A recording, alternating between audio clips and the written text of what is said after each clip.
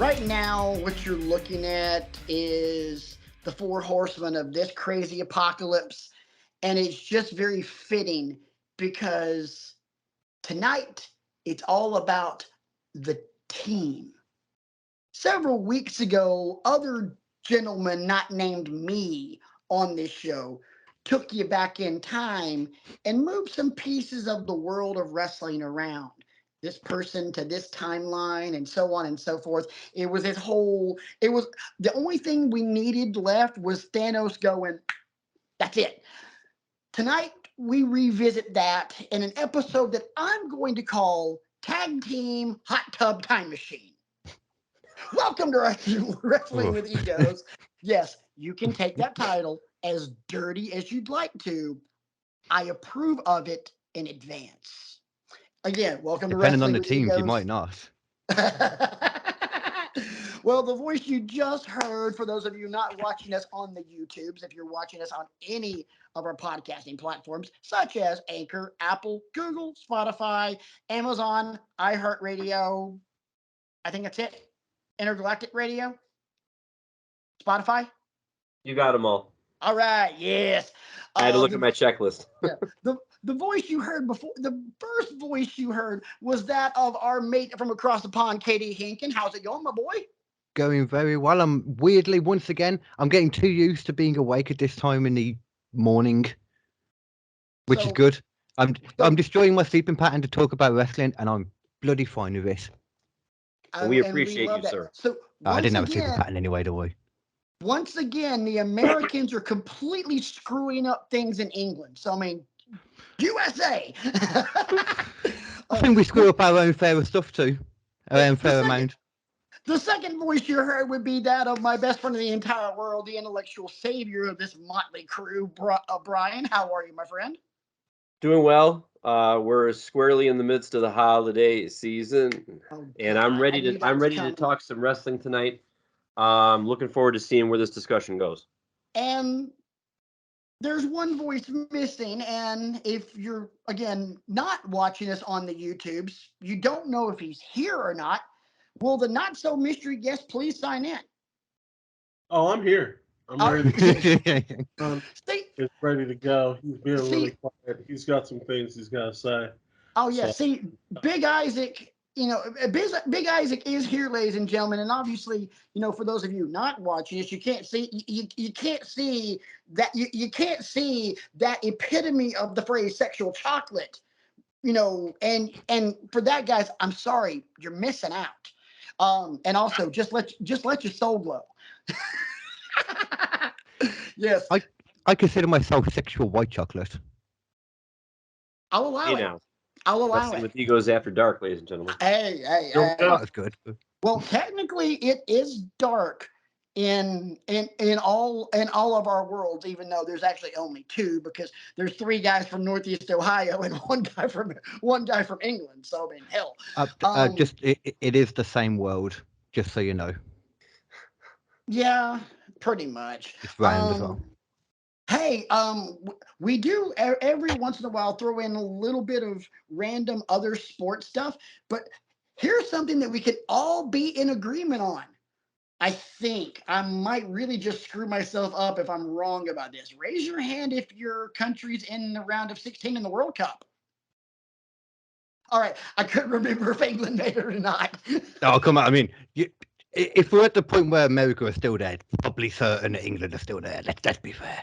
We were in Yeah, the well, I same mean, group, look- Patrick. Hey, huh? We were in the same group stage, Patrick. We were? Who won that group? Of course. That would be the three lions, Patrick. Of course. Even though Just- we did terrible against you guys, like terrible. Like I actually had another friend of mine from England post because he was so mad about the fact that it was a 0-0 tie. Mhm. No, call it soccer. Yeah, our group was England, United States, Iran, and Wales. yeah. Oh, Yeah. okay. And we lost to Wales. We tied UK, and we beat Iran. Mm. And that's the only reason we got in was because of that win. Wow. Who have you Hey, guys We got had first? to win, or we wouldn't have made it. Who are you against first in the next round then? uh, this the, round? Netherlands. the Netherlands. Ooh. For us, the Netherlands in 12 hours, or I'm sorry, 11 hours. And I don't know that much about them, but it's going to be a tough match for us. Yeah, We're gonna- Netherlands are good from what I only know from FIFA, really. Not going to lie. I'm not a big football fan. I like international football, though, if I'm going to watch anything. Oh yeah, I'm the same way. I mean, like I do not watch Major League Soccer here in the U.S. I find it to be just for me, it's either international and I'm not sucking up, but I'll definitely watch English Premier League, even though Yeah. I don't have a favorite club, but I'll just watch it because it's. I've noticed that popping up so much more in like a lot of the American things that I watch. They're just talking about British football, Premier League. It's nice. You never see that before. It's I find it, for me, it's the most fun, and as far as like a fan base, just getting into it, yeah, it's just rabid, and I love it. Yeah. It is definitely So- that. We got some stuff to talk about in addition to the hot tub tag team time machine. I'm gonna keep saying that all night long. So just get ready for boys and girls. It's gonna be fun. Before you beat that dead horse into the ground, which inevitably I know you will, Patrick, because you never miss a trick on that. I would like to revisit a conversation that we had a couple of weeks ago, and I want to get a point of clarification from you first, because I have some bones to pick tonight. From moi or just from Ooh. the panel? I want to get a point of clarification from you specifically, Patrick, because you brought this specific point up, and I want to make sure I'm quoting you correctly before I go off on my diatribe. Good Lord, he's asking me to remember something that happened weeks ago. I can't remember what I had for breakfast yesterday. And while you do that, I am going to look up the definition of diatribe. There you go. During the Sean versus Brett debate episode, you referenced the match that Sean had in 2006 at WrestleMania 22 against Vince. And you told me that it won a Match of the Year award from somebody. From a publication or from a vote of some kind. And I Slammy. don't think it was a Slammy. Because a Slammy would not have gotten my dander up the way this has. So what was this? The Bret Hart and Vince McMahon match when like Bret Hart took like no bumps? Because he couldn't. No, obviously. this was. I referenced, some of Brett's most classic matches, and then Patrick came back at me with the litany of Sean classic matches. And during the litany of matches, he referenced that Sean versus Vince won Match of the Year somewhere. And Give if me it a second. was a WWE-based Oh. award, then I guess that's fine. Oh, PWI. A street Well, fight. If you're on about that one, that was a great match. okay. I just brought myself into it, didn't I? Okay, it's I just brought myself PWI, into then man, do I have bones to pick. Now is PWI, is that the staff voting on it, or is it readers voting on it? I couldn't tell you. I would probably say PWI is probably staff, not readers. Ooh, Staff. that makes this even worse. So, first of all, I went back and I watched that match after debate. And I still have the same opinion about it that I had before. It was a good match. But it does not deserve to be a Match of the Year, in my opinion. And I'll tell you why. In my preparations for our impending year-end Iggy Awards, I went to the PWI website today and I printed out 2022's star ratings, so I could start doing my research for Match of the Year. And I realized at the top of that website, when you go there, there's an index of years. So if you want to get matches from, say, 2006, and look at them and see like what the ratings are, and is there a better choice? I clicked on that bad boy, and I printed it out. Oh boy. My first point of order, gentlemen, is that match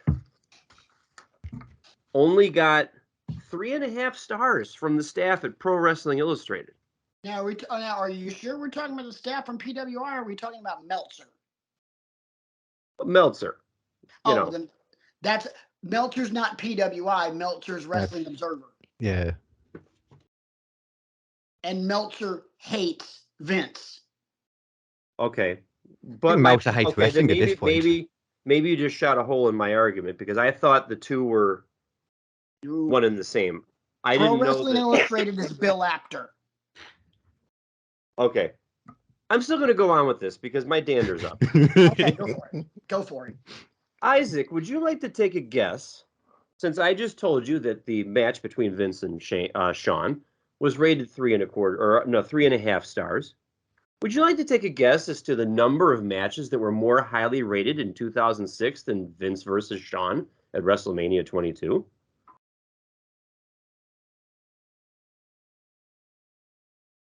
This is, what year is this? Just give me a number. How many 92. matches do you think were more highly 72. rated? Between 7 and 10. Okay. KD, what do you think? I haven't got a clue. 17. Okay. Patrick, what do you think? I'm sorry. I have to be a 12-year-old. 69. Patrick's the closest. Oh, Let's wow. not forget, ladies and gentlemen, that PWI does rankings for all promotions, not just WWE. There are 70 freaking 5 more highly rated matches than Vince versus Sean at WrestleMania. And I just went through and highlighted 6 of them that I've either seen all or part of because I was trying to think of other matches that night that you can make an argument were better than that one. May I present to you Kurt Angle versus The Undertaker from No Way Out that year. 4 stars. Edge versus Mick Foley from WrestleMania 22. 4 stars. That's one of my favorite matches, to be fair. Me too. I'm about to impress the hell out of all y'all. From TNA, Against All Odds, Samoa Joe versus AJ Styles versus Christopher Daniels. The I classic. forgot about that. 4.25 stars. Why couldn't that be your match of the year, guys? Unforgiven, John Cena versus Edge. 4.25 stars. From TNA Turning Point 2006, Samoa Joe versus Kurt Angle. 4.25 stars. And I've only seen snippets of this match, but I'm making it a point this weekend to watch this one all the way through. From Ring of Honor Unified, 4.75 stars for Nigel McGuinness versus Bryan Danielson. There's a whole lot of other people on here who I don't know, so I'm not going to be ignorant and try and quote them. By the way, Kenta's on here quite a bit in 2006. Kenta had himself a year in 2006. My point is this. Is it just because it's the name recognition of Sean and Vince that, oh my God, Sean carried Vince to this great match, and it was a fine match. If you want to see a guy stuffed in a trash can and get the crap beat out of him, which I guess is what you're paying your hard-earned money to see, you're paying to see Vince get his comeuppance, and then we had to watch him wrestle God the next month. But that's what got my dander up, is I just could not wrap my head around why that match deserved to be match of the year in anybody's, like even a WWE voting, when you had just those 3 other matches that I mentioned. And it ticked me off a little bit because, yes, I appreciate the genius of Sean, and I appreciate the ability of him to make any dance partner look like $1 million. That's what you pay him the big bucks for. But my God, just based off of those other 6 matches that I mentioned, and I bet Patrick, Isaac, and KD, if you looked at this list, you'd find some other bangers on here that I did not highlight for whatever reason. And you'd be like, well, why about that one? You know, so that's the defense rests, Your Honor. I mean, it's just, that particular part of the discussion a couple weeks ago, I could not let go. I'm like, there has got to be a better match than that one. I get that. But so the one thing I'll say about any of these awards, including ours, it's not an exact science.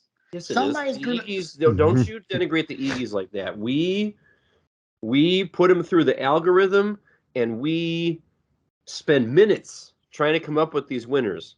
We gave the worst wrestler of the year award to never mind, Nia Jax deserved every minute of that. Yeah. I mean, hell, we named the award after her. What was it? The whole award? What was it? Yeah, actually, it was the whole award. That's all I But remember yeah. from Nia Jax now. Oh, forever. That will forever be how I remember her. The screaming, "My hole!" The sheer randomness of that out of nowhere as well. Just came out of nowhere. Yeah, and the less we talk about Nia Jax on this show, the better. So, moving on. Brian was I getting a wanna bit talk- excited thinking about Nia Jax's hole then. No, for moving the third on. time in the history of this show, Patrick has broken Brian, and that's why Brian is on mute right now. He needs to compose himself, and trust me, it has nothing to do with Nia Jax's hole. What did I do? Ladies and gentlemen, we have a first, a very big first. Brian's on mute for an extended period of time. I mean, I must have. I don't even realize. I don't even realize I was hitting a homer there. Damn, go me. Before we get into the meat of tonight's topic, I need to talk about one simple word: heartbreak, because it's coming. If you guys did not watch, first off, panel, have we all seen the men's War Games match from this past weekend at Survivor Series? Chef's kiss. Of course, yeah. Yes. So we can talk about the match itself, which was damn, but I want to bring it to just a tiny little bit, and that'd be the last minute of the actual match and the aftermath. Sami Zayn low blows KO, hits the Helluva kick, offers him up so Jay can hit the splash. 1, 2, 3, it's over. Roman gives Sami a hug, and then Jay Uso pretty much hug assault him in like the ultimate form of acceptance. And now you're seeing the double, not only Jimmy and Sami dapping it up, but Jay as well. If I'm not mistaken, actually tonight, Sami hit both of them simultaneously on SmackDown, which Don't give me SmackDown spoilers. I haven't watched it yet. I'm just telling you that. That's it. Which to me just further emphasizes what we're about to get into. We know, because we've all watched wrestling long enough, that at some point the bloodline's going to turn on the white guy. or the Syrian guy, whatever. The guy. Yes, that Yeah, time-honored yeah. tradition, Patrick, of the Samoans turning on the Syrians. Yes. It's just they were Wow. doing that in world-class championship wrestling. I know, yeah. Well, the Dory family's Funk gonna Sr. made that the backbone of his promotion in Amarillo, Texas. more like Bill Watts. Anyway, so the bloodline's gonna turn on the one guy that isn't related to them. And anybody with a brain can realize this is gonna be heartbreaking. So I asked you guys this. Book it. Book this and make it as absolutely heart-wrenching as you can. How do you kick Sami Zayn out of the bloodline?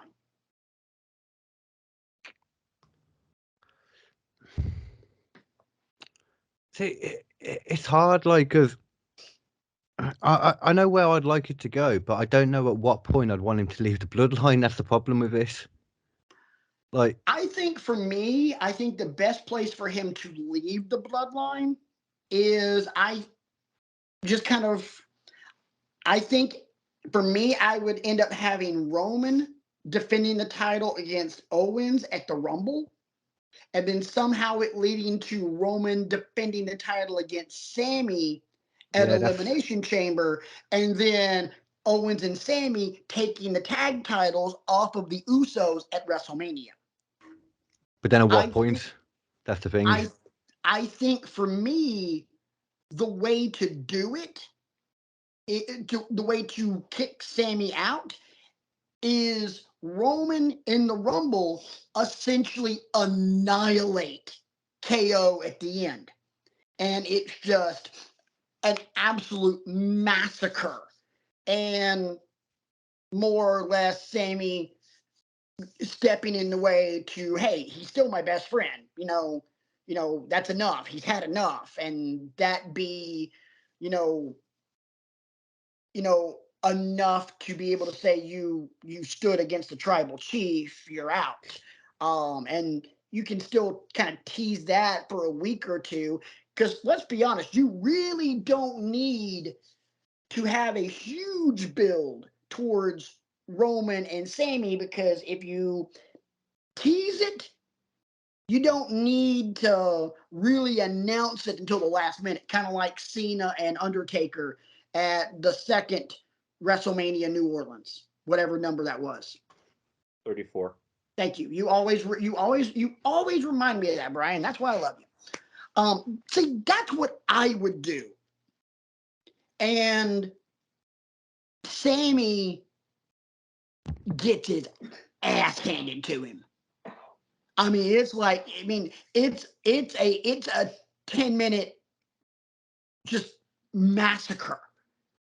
See, I like all of that, but it feels what would be even nicer then is if that happens at is it the one after at the moment is Elimination Chamber still? The mid one? It's in Montreal. I don't know what pay-per-view it's going to be, what the name of the pay-per-view is going to be. Yeah. But yeah, the February pay-per-view is in Montreal.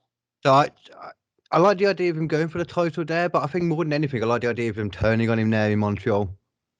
So maybe like maybe they do like 2 KO matches, and the second one is where he beat him down so much, and then Sammy's there, and that's when he does it, and that could lead up to the Usos, because yeah, I think that's how I'd like to see it.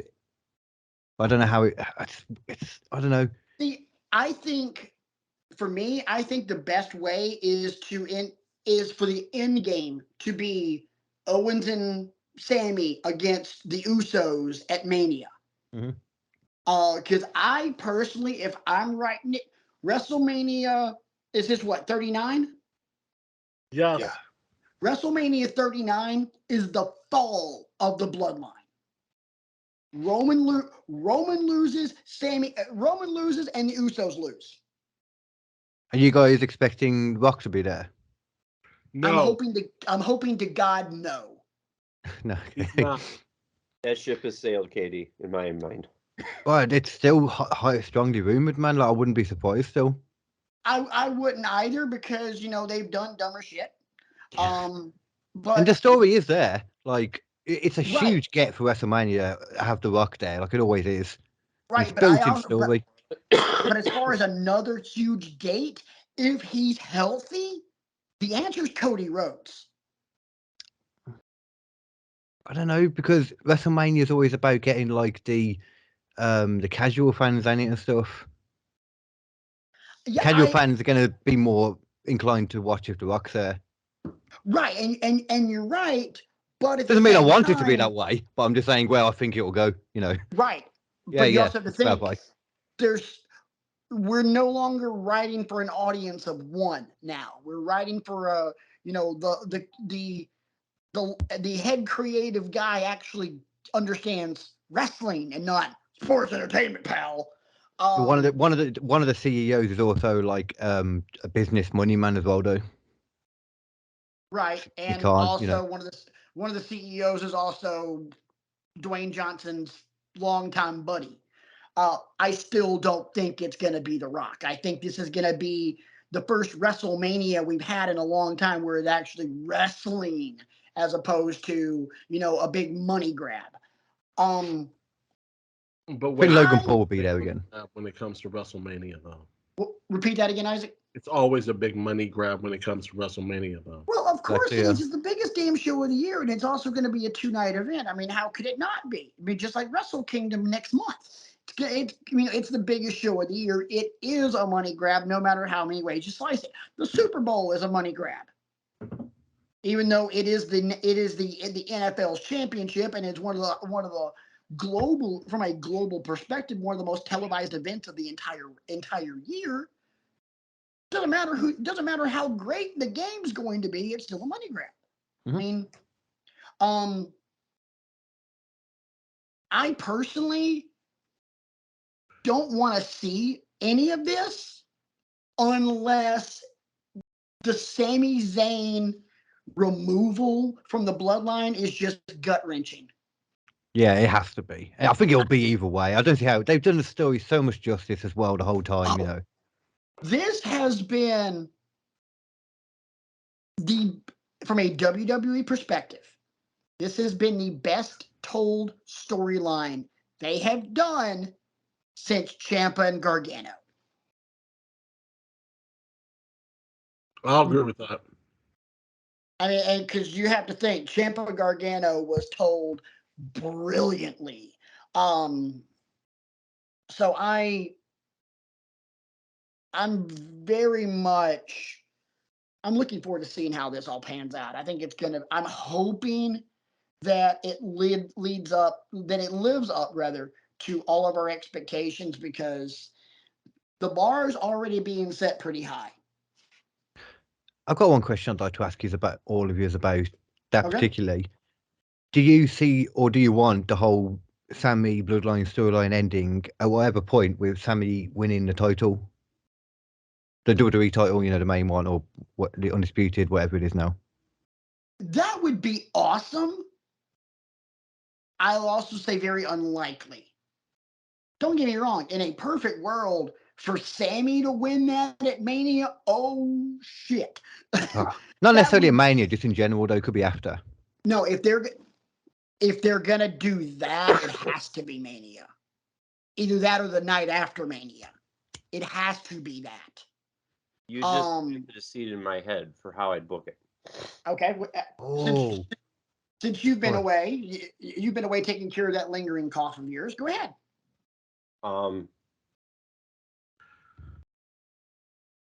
What I would do accomplishes a couple of things. It makes Solo Sikoa a little more prominent than he has been.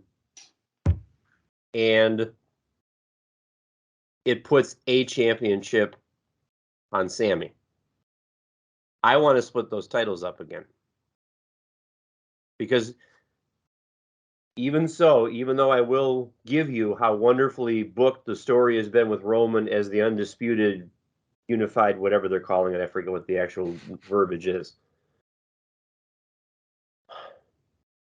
The fact that you have two championships gives more people opportunities to get those championships, I think. Now, maybe this takes some steam off of who I want to win at Mania, but maybe Cody comes back for the Rumble, comes in at maybe number 20 or 21 or something like that, so it's not a foregone conclusion, oh, he's number 30, he's going to win, that kind of thing. Or 28. Yeah. Knowing him, he'd want to come in earlier than later, and if that were him, I'd say, fine. You want to come in at like 14, 15, do some work, remind everybody how great you are. And then maybe at the Royal Rumble also is where you have the first encounter between Reigns and KO. And you have a beatdown. And behind the scenes, Sami checks up on KO. And the only one member of the bloodline who witnesses him doing that is Solo. Because Solo is kind of like that silent enforcer right now. Maybe he walks by a training room and sees them talking, that kind of thing. Lets it go. Sees it again on SmackDown. Now he starts to get concerned. And he goes back and he tells, his blood. And that's when Roman starts the tests again, like he was doing before.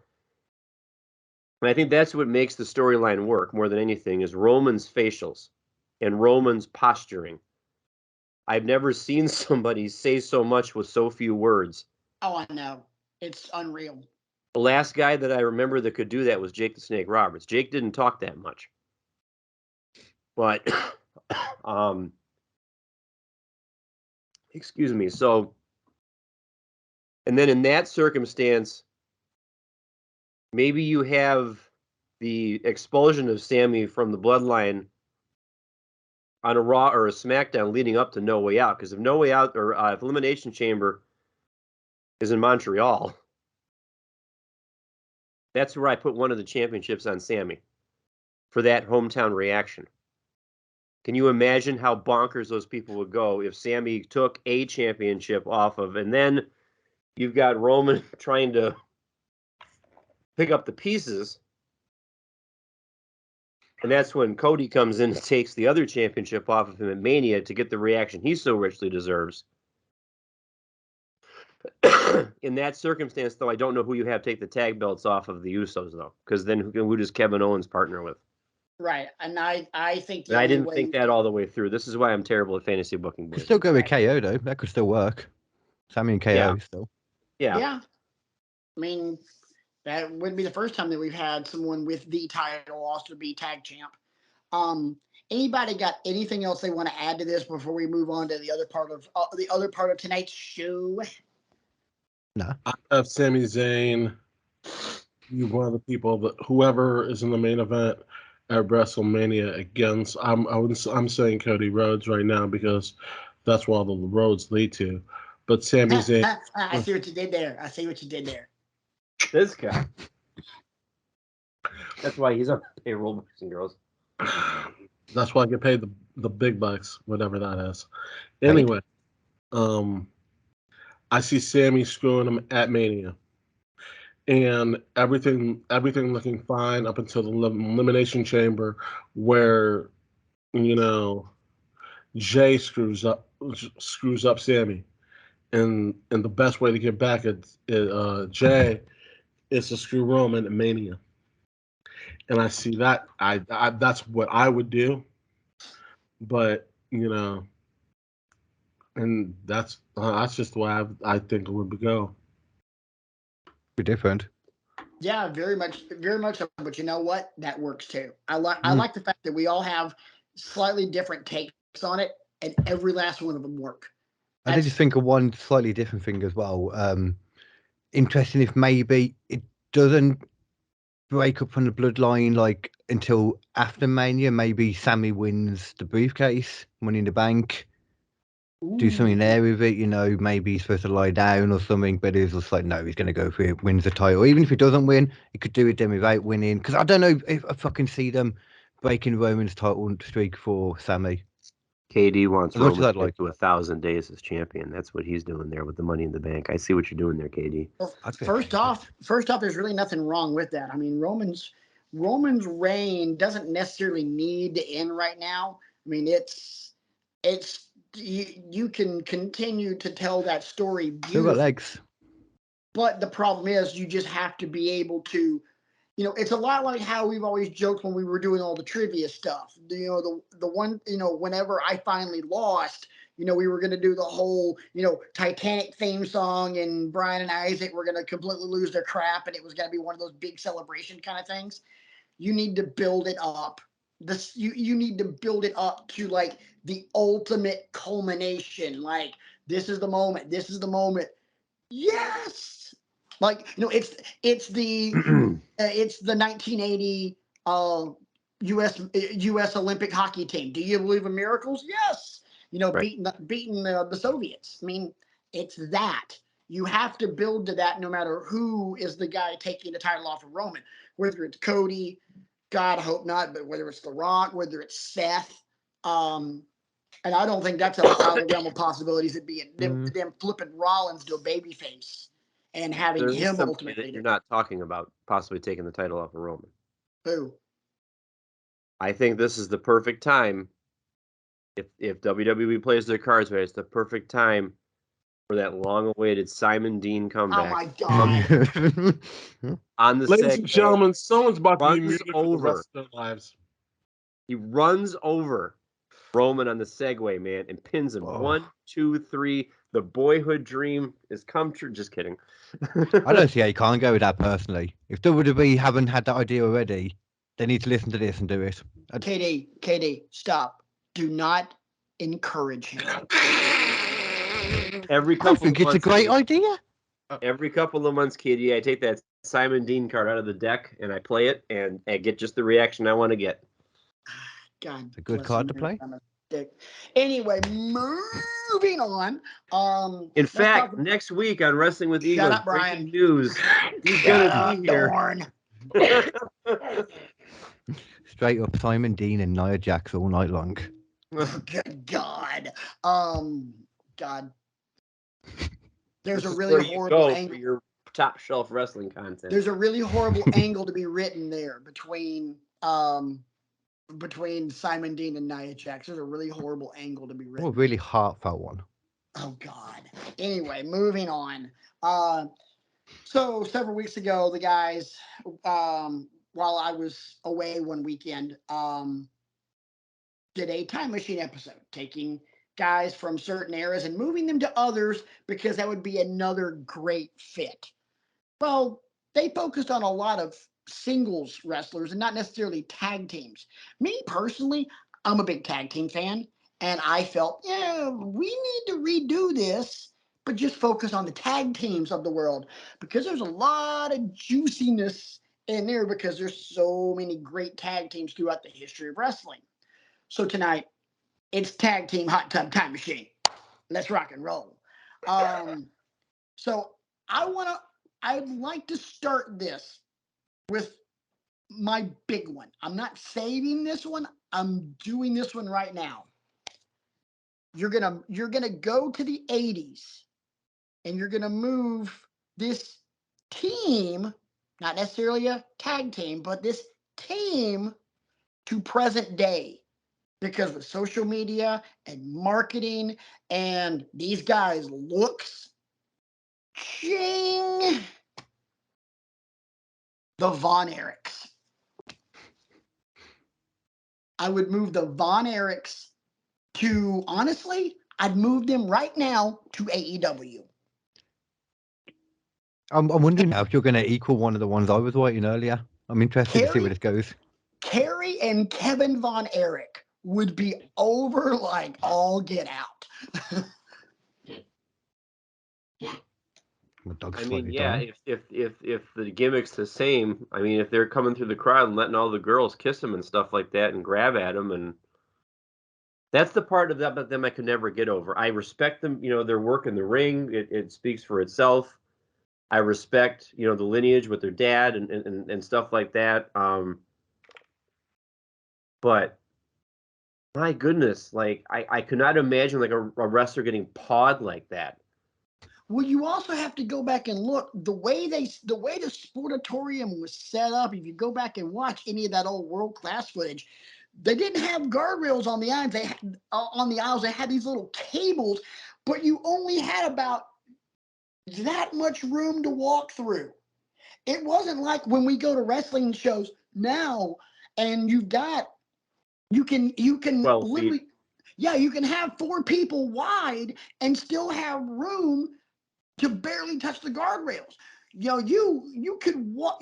You could not walk side by side on those aisles of the Sportatorium because of the cables, and also because the fans would push up against them. And now you go from here to here.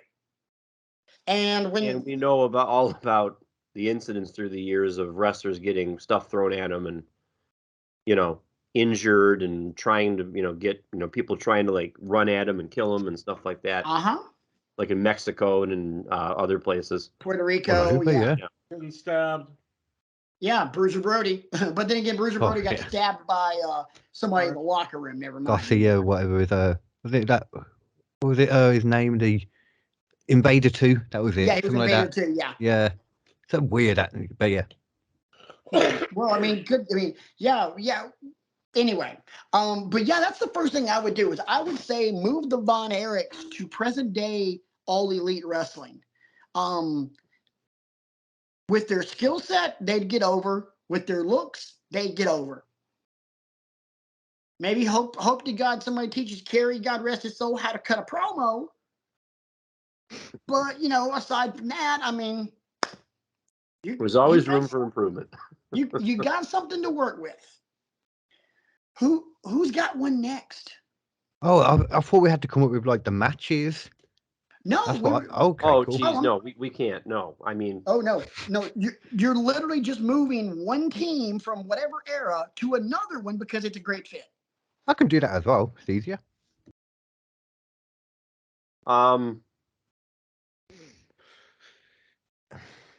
this one seems kind of obvious, A lot of them seem obvious, to be honest, Brian. and I'm going to wish that one of the guys didn't get so severely injured and cut what was a very promising tag team career short in the blink of an eye. I know. You're about to do my next one, aren't you? Were you going to go American Alpha next? Yep. Yeah. Mm. There, American Alpha. When we've talked about what could have been on this show a lot of times, I still say if Jason Jordan doesn't get hurt the way he got hurt, he doesn't have all those false starts after he came back as Kurt Angle's illegitimate kid and yada yada yada and kissing up to Seth and all that kind of stuff because it just didn't work. Patrick, because we were in person to see how it didn't work. Yeah. We were one of the people razzing him while he was sitting on the folding chair at the top of the stage.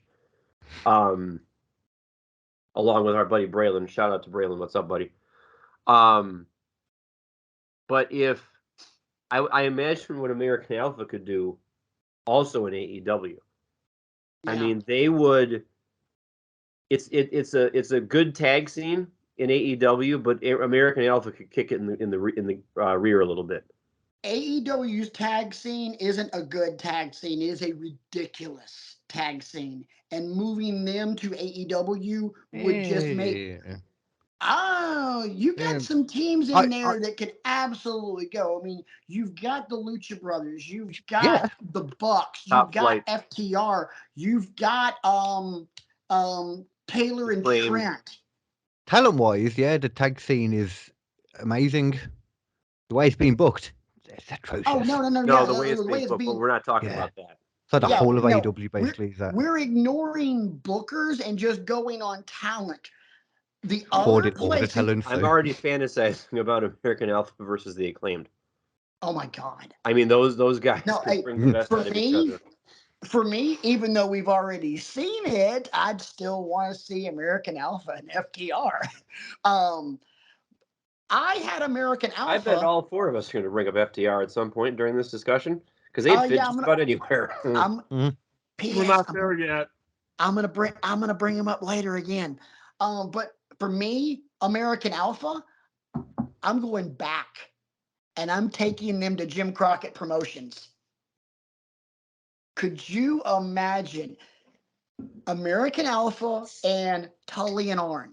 American Alpha and the Midnight Express, American Alpha and the Rock and Roll Express, American Alpha and the Road Warriors, American Alpha and any combination of the Horsemen, Luger and Wyndham, Luger and Sting.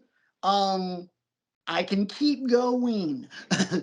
And you know what the with the marketing they were doing back then, two clean cut all American boys like that, Jim Crockett would salivate. He's like, we can just print money with the merch he we're would going to be sell, with the salivating. promotional appearances, and he would be salivating over that, much like Dave Meltzer salivates over Kenny Omega doing anything in the Tokyo Dome. Yep. But yeah, for me, I would take American Alpha, and I'm going to the 80s because damn, the business they could do with some of those legendary tag teams. I mean, my God, forget this best of 7 series that we've got against Death Triangle and the Elite. Give me a best of 7 series against American Alpha and the freaking Rock and Roll Express. Good God. Who wants to go next? Yeah. Isaac, hit it. Okay. I'm gonna bring up a team that no one's really thought about in a while. I'm gonna put this team into AEW right now with you know, who they are and what they can do, I'm gonna put Sabu and RVD.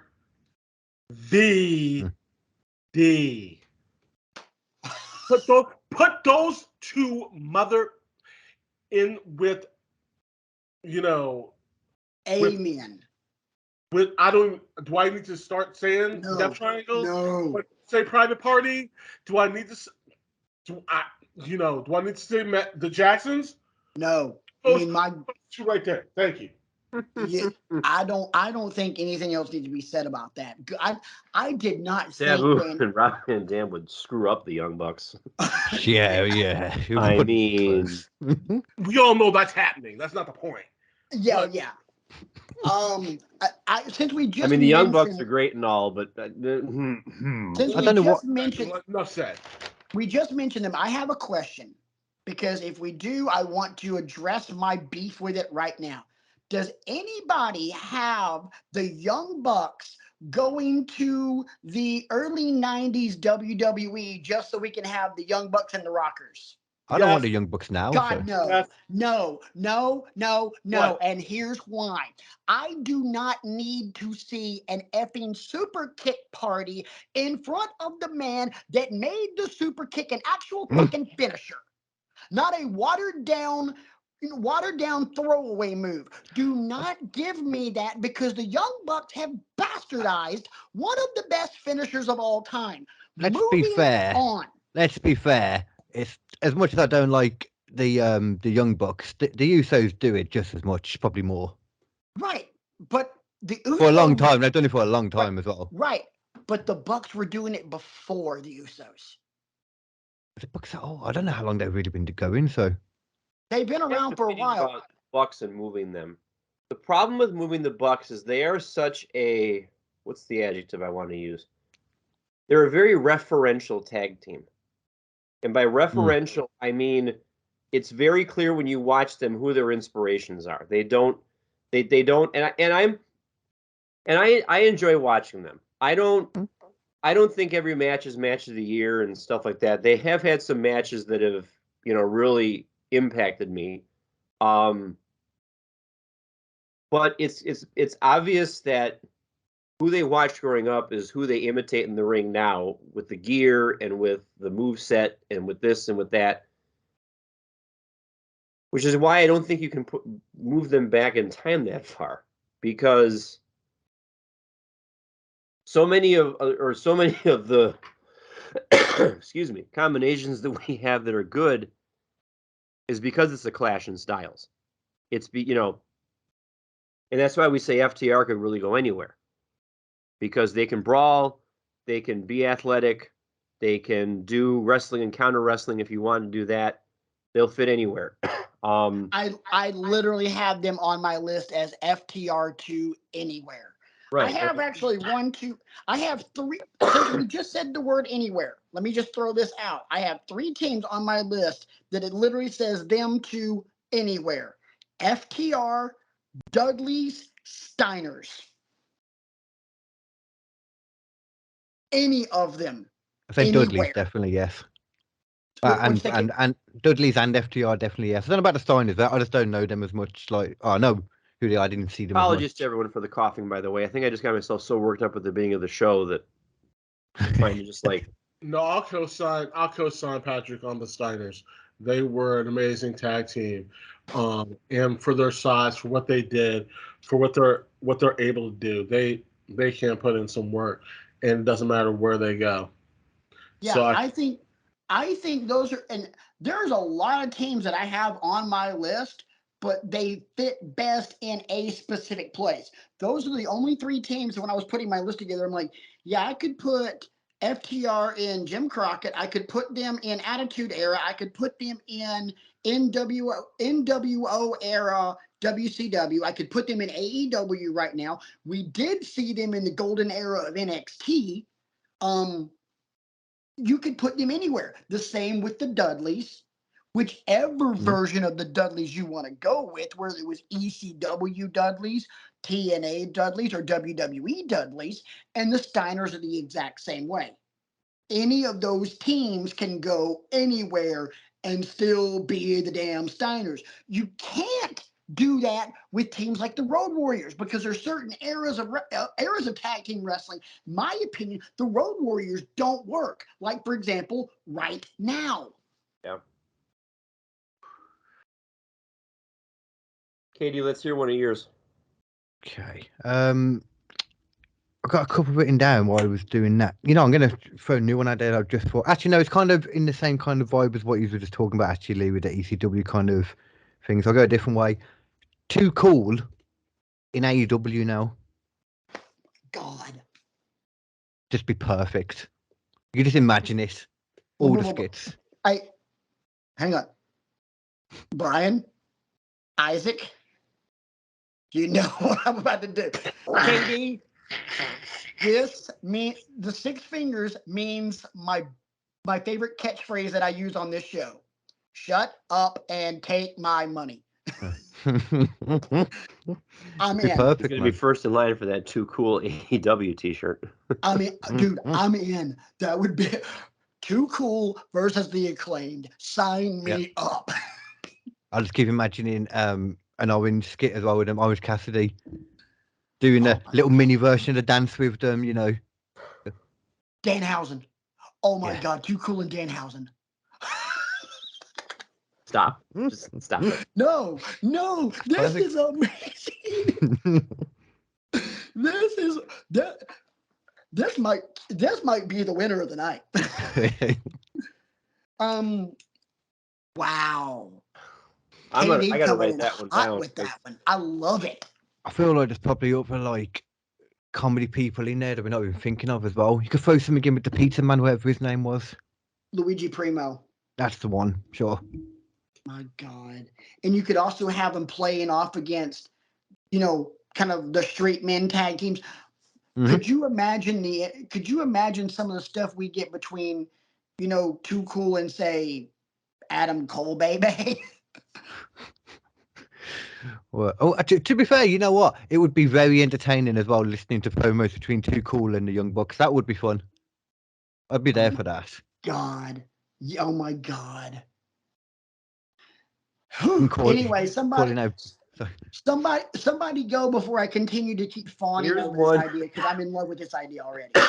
And I'm going to send these guys to NXT because I think it would encourage them to work safer. British Bulldogs in NXT. I would have loved to see what could have happened with them if the Dynamite Kid had not relied on the flying headbutt so much. Get out of my head. Get out of my head. That's literally what I have. I have Bulldogs to the golden era of NXT. Because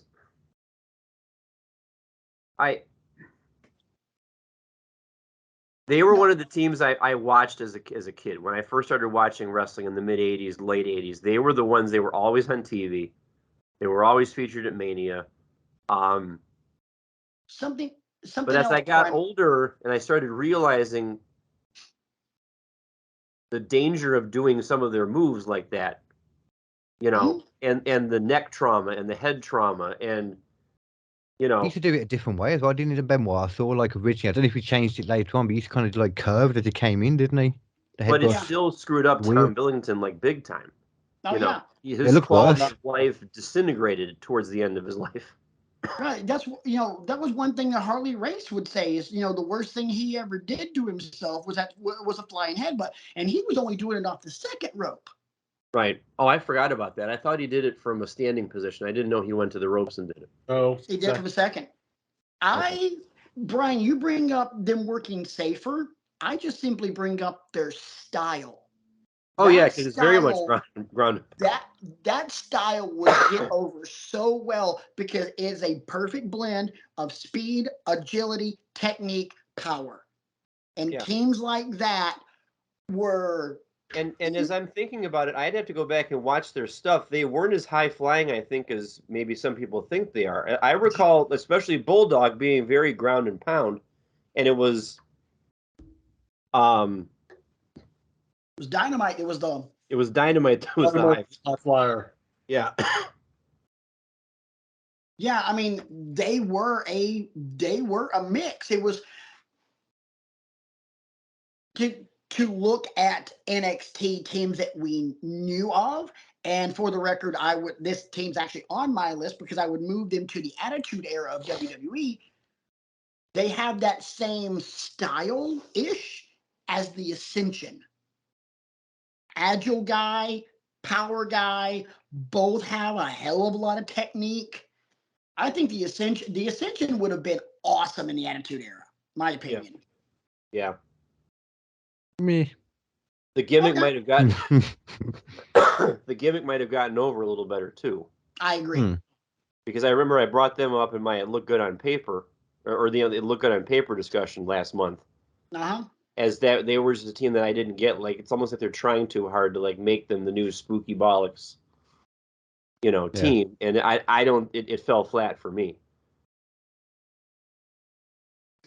Who's next? Because I've got a couple that I haven't touched yet, but I got I imagine it'd be quite entertaining having the Lucha Brothers in the proper Attitude Era. That'd have been cool. Even though, once again, with their style, I feel like they'd probably have to do something different, a bit, chill it out a bit at least. No. Phoenix, anyway. No. Okay, don't then. No. In the Attitude Era, they would both be a revelation. Oh my God, yeah. Everybody would leave the arena talking about them every night. Yeah, I mean, you know, because you already had the Hardys, Edge and Christian, and the Dudleys tearing the house down just about every damn night, and now you add Penta and Ray Phoenix. Good God, we're already talking about arguably the greatest tag team era in the history of the business, with those three teams and the other teams that surrounded them in the late 90s WWE. Now you're going to use a time machine to take the Lucha Brothers there? Good God, game over. Game over. I just thought about something else that we're not really doing. We have an opportunity to revitalize the tag team scene in WWE right now. Let's take some of these other tag teams and bring them forward, for crying out loud. Oh God, yeah. Because it's just the Usos and the New Day, and I can't think of any more tag teams after that. Brian? Well, American Alpha Academy, they're awesome at the moment. I love them. Oh my God, yeah. Shoosh. I'm not gonna lie, I prefer them than American Alpha. Yeah, it's funny that you mention taking some of these teams from the past and bringing them up here, because it just so happens there's two on my list. He's bringing the Bruiser and the Crusher, ladies and gentlemen. We're gonna make that gate. He's talking about DIY. No, actually, I have DIY going to AEW right now. But that's not I have two teams from way back that I would bring to WWE right here and right now, and they both have the same word in, and they both have the same word in their team names. Express. Both Expresses. Give me the Midnight, Eaton and Lane, not Eaton and Condrey, Eaton and Lane, and the Rock and Roll Express. Give me the Midnight Express with Jim Cornette. Oh, okay. So now I'm down. I'm down now. You have to have Jim Cornette there, or it just no. And it doesn't work without Jim Cornette. Say what? It doesn't work without Jim Cornette. He's the icing on the top. He's the cherry. I want to say, excuse me. But yeah, the suits he was wearing, he looked like a freaking cherry. Damn right. He was a cherry. But yeah, take both Expresses and move them to current WWE, and that is a shot of adrenaline into that tag division, because now you can take either one of those teams and pair them against the New Day, Alpha Academy, the Usos, Gallows and Anderson, you can go Priest and Balor from Judgment Day. There's a lot of things you can do with those teams, and they will all work. Especially some of your super heel tag teams, and you're going to put them across the ring from Ricky and Robert. Okay. Thank you. Yes, exactly. Imagine an FTR coming back over as well. My God. And then seeing FTR. if they ever came back to WWE, they probably won't. No. But if they ever I did, don't know. they'd Triple be H right now is trying to get them to come back. He's reached out to them after the Vince McMahon era.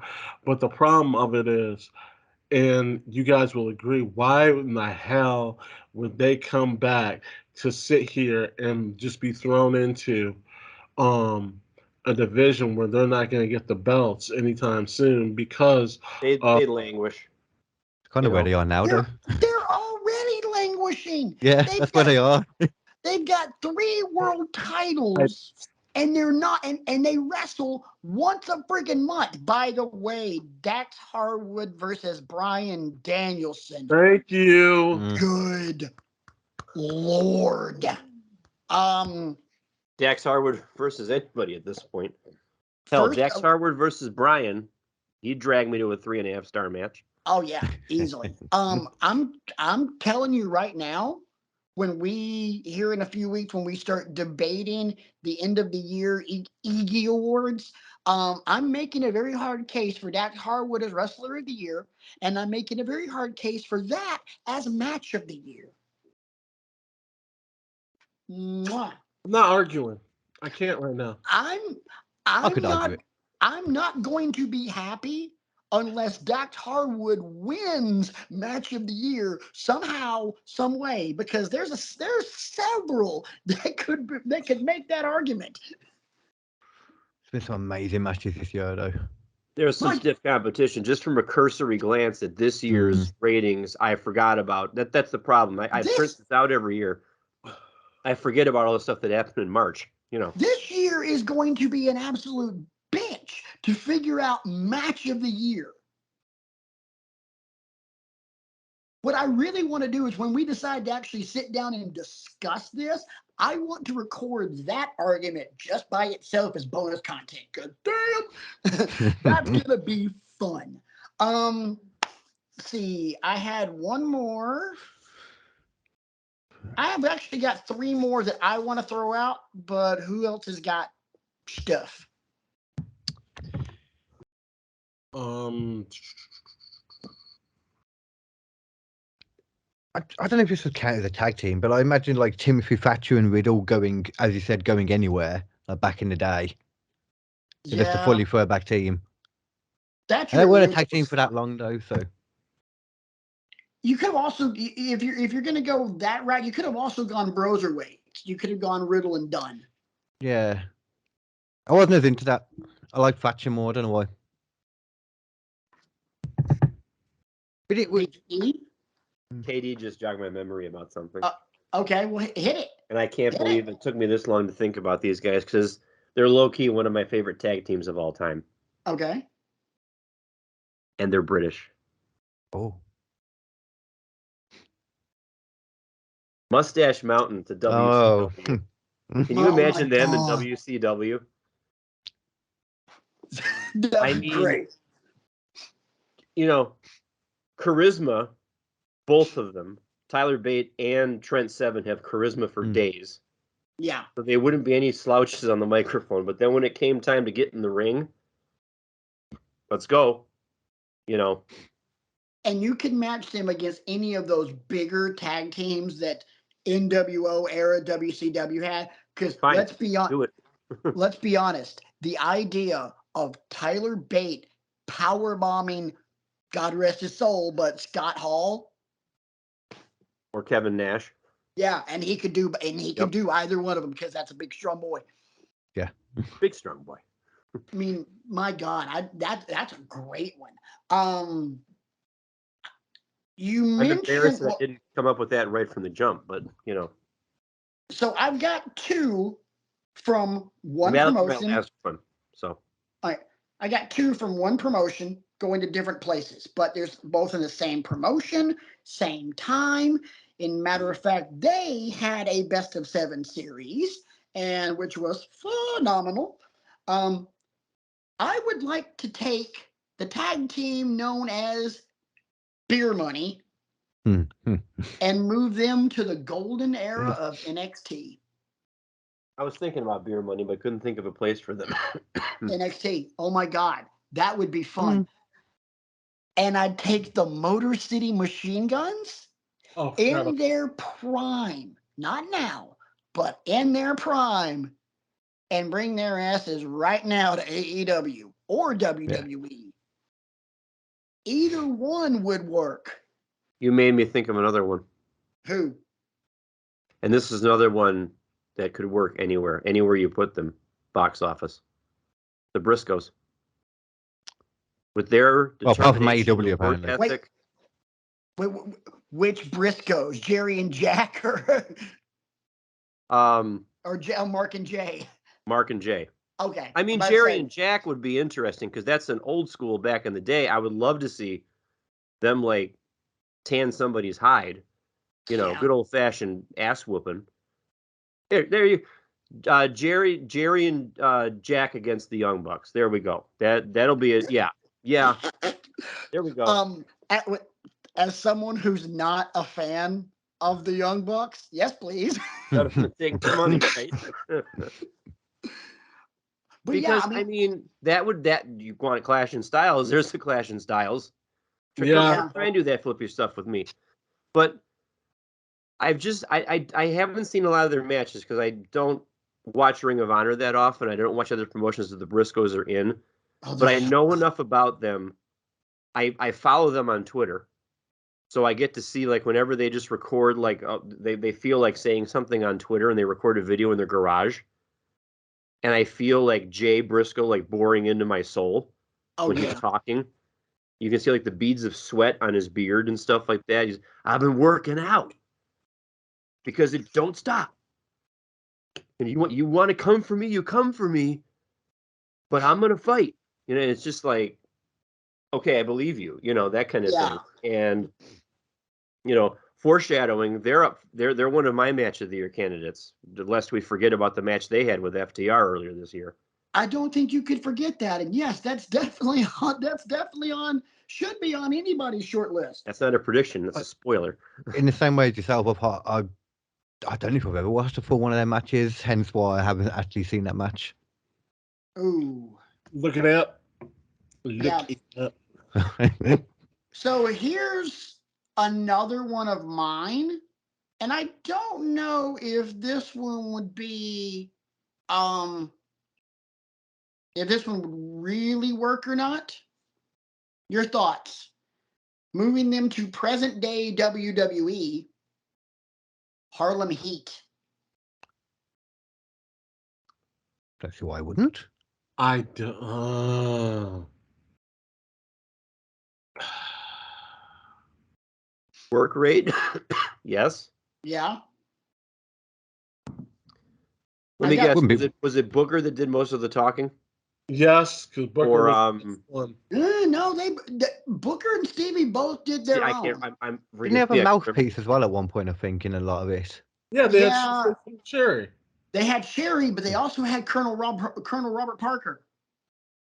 Earlier. Right. You're right about that. I would move Harlem Heat to this present day, no mouthpiece. Let Booker and Stevie do their own talking because they could do it very well on their own. Now, can you dig that? Sucker! Sorry. Yeah. Just as long as Booker T is not coming for Hulk Hogan, we're all right. We are indeed. We're okay. I want to say my last one because my last one's a little out there. Does anybody else have one, or should I go ahead and drop this curveball? Drop the mic. Mm-hmm. We're taking a team from right now, as far as this generation, one of the greatest tag teams of this generation, and we're moving them to the 80s in WWE, where it is very kid-friendly.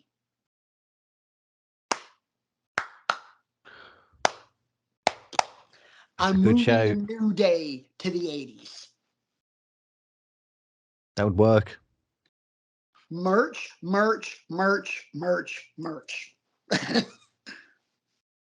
And oh yeah, banger after banger after banger. Oh yeah, because guess what, boys and girls? In the 80s in WWE, there were a shitload of tag teams that were really good. Bulldogs, Hearts, Demolition. Strike Force. At one point, Blanchard and Anderson. I've never heard Rougeau's were all Demolition right, too. included in that list before. What'd The you say, KD? Rougeaus could go. Oh yeah, the Oh. Rougeaus could go too. Yeah. Isaac, Hated what the you? gods. Isaac, you're kind of staring off. You agree? Disagree? No, I agree with that. I had to think about it. I'm thinking of the tag teams that were still in the He's 80s. got the Rougeau's greatest hits on his. He's streaming it right now on YouTube. I'm still thinking of Tito Santana and Junkyard Dog when they teamed up. I was thinking more along the lines of Tito Santana and Rick Martel when they were I Strike know what Force. you're talking about, but I mean, I kept thinking about how great Tito was before he got injured in that WrestleMania match, which tore him up for a very long time. Yeah, But it did. And then he had to come back, but almost a year later, and what could have been? Oh at yeah. that I So, mean, yeah. there's so many good tag teams that I actually thought of one that I can't move anywhere who for other reasons because they were also great as Suckers? singles guys. No, Kane and Undertaker. You can't really move them anywhere because A, you're messing with the great wrestling timeline too much. But you could say that about any of these, but I had the same thought with Rock and Sock, to No. be fair. I'm about to say their styles don't really. no. No, you can move them. Where would Where? you move them to? WCW. Now, hold on, hear me out. You got to think about Kane Undertaker versus the Road Warriors versus who else am I thinking of at that point in time? The Twin Towers, Dangerous Dan Spivey and who was it? Was it Barry Windham at the time? No, Brian, don't say a word. I'm gonna make him rethink this. No, I'm still It's thinking about Dan that. Spivey and there was Dangerous Dan Spivey, and the other guy was Mean. It wasn't me, Marcellus. Yes, it was. It was somebody else. Bet me $100. Bet If me I had, $100. I bet you it, but it's not Dangerous Spivey. It was originally Dan Spivey and Mark Callis, and then it was Mark Callis and Sid Vicious. Because Spivey could never stay healthy. And Spivey also flat out quit. Well, then there's that. There's that little detail.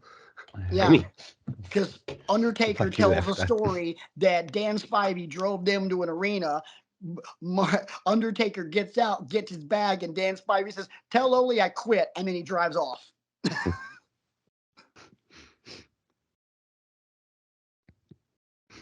That was on the second of the two Undertaker Broken Skull sessions.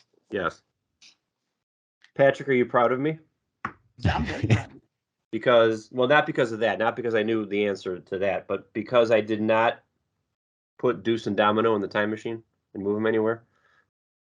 Are you proud of me that I Deuce and resisted? Domino in the time machine, I'm going to put you in the time machine and take you back to the French Revolution or Salem, Massachusetts, and have you burned at the stake. Is that because you think they're so important and so important to the timeline that they have to stay where they are? Then KD, they're in the same vein as Simon Dean. I bring them up just to get a reaction out of these guys. And Isaac has gotten good at the stone face, but Patrick can't help himself. No, he's got to threaten to get the car keys and put his shoes on and drive up the highway. And for the record, ladies and gentlemen, 7 months ago I moved, and I'm now only a 15-minute drive from Brian's house.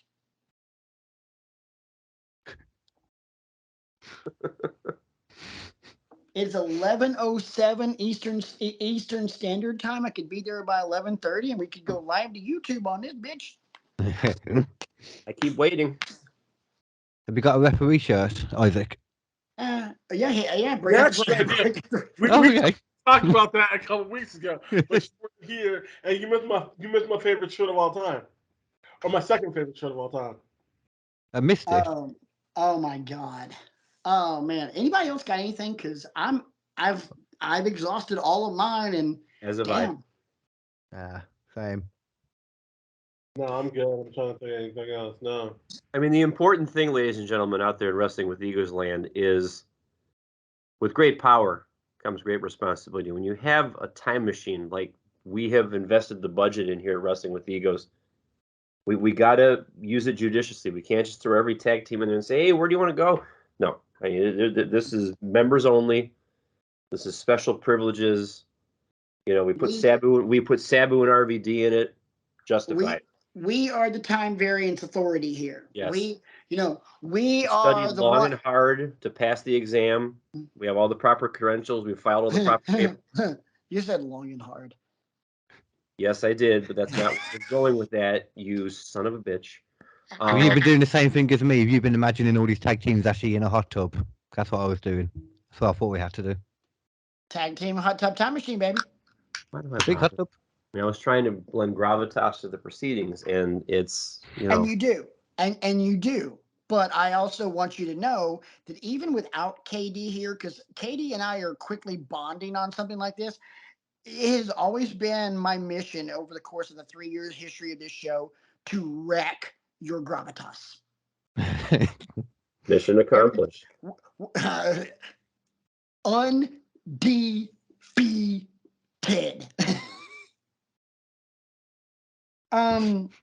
Just throwing this out there.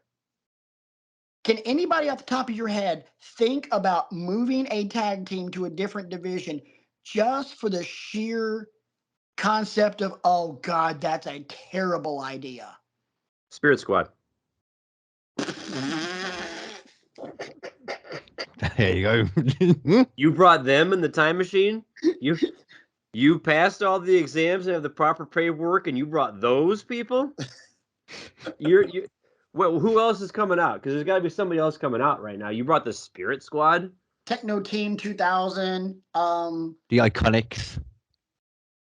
Hey. See, now I'm hey, don't hate on Billy Kay and Peyton Royce, because they never got a fair shake, in my opinion.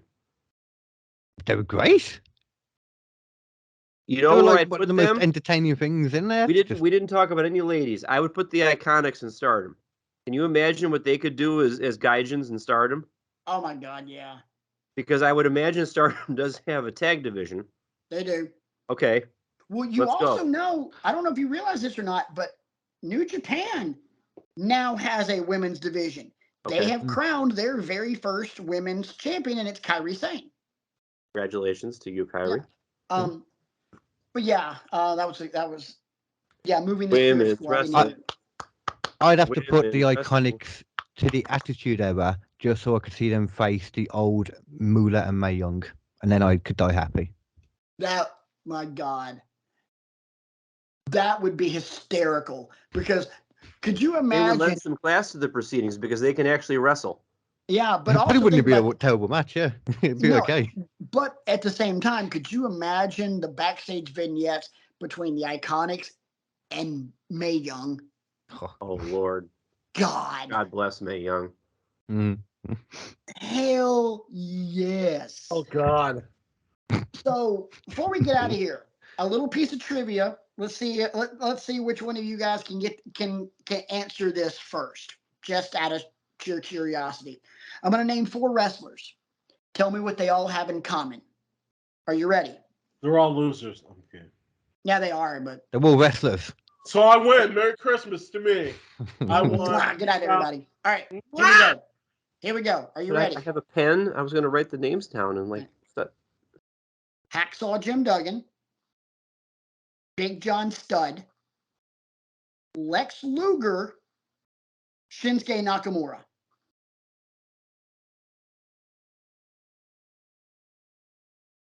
They all have one thing in common.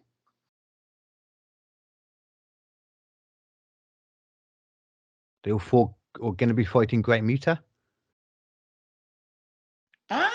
No, I don't think Hacksaw ever fought Muta. Forever fought Muda. Big John Studd probably didn't either. Right.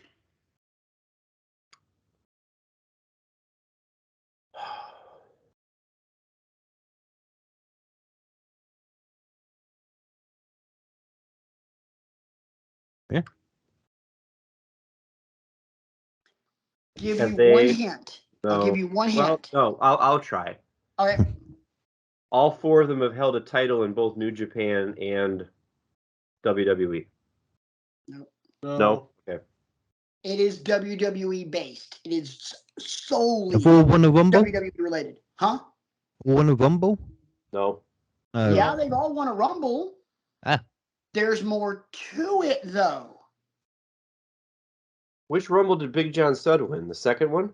The second one. Okay. Want me to expand on KD's answer? Because KD's halfway there. They're all like from number 2? They're the No. only 4 people to win a Royal Rumble and not ever win the WWE title. Ah. And that is men's and women's, because every woman that has won the Rumble has held the title. You mentioned the Women's Rumble, and I'm required by law to do the Adam Pearce. Oh, yeah. Go ahead. No, it was Fit Finley. To Oh, that Fit was Yeah, Finley. yeah, Finley, yeah. Right. My favorite thing I've ever seen Finley Hmm. do. He's the booker now. That's But yeah, that's a good. Mm. You gave me all night. I wouldn't have come up with that. Yeah, I had someone drop that on me, and I was on that for a day, and I was like, I give up. I know they all won Rumbles. I'm like, yeah, they're the only people that won the Rumble that never won the title. I'm like, oh, yeah. That's why when you said WWE, I was thinking, but Shinsuke Nakamura really hasn't done much there. That was one of the only things I Hacksaw could and think of. Stud won before those stakes were added, right? Yes, Yeah. but It was all of them in the ring at once, weren't it? And so what?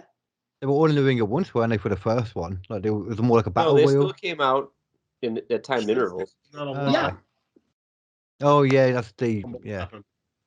yeah, Pat, but yeah. even though that Hacksaw and Big John Studd did not have the title stipulations, they still never won the title. I mean, True. think about everybody else that won the title during the early years of the Rumble. Hogan won it multiple times. Flair won it even though the title was on the line. It really wasn't that they really didn't have that many Rumbles. I remember there was Before. one year I went back to the beginning and started watching the Rumbles from the beginning. I remember thinking that the first like 5 or 6 years were just kind of hard to watch, except for the one that Flair won. Because yeah. of all of the, Bobby Heenan gloriness. that, and just I knew how important that night was. Like it was a big night Right. in wrestling history.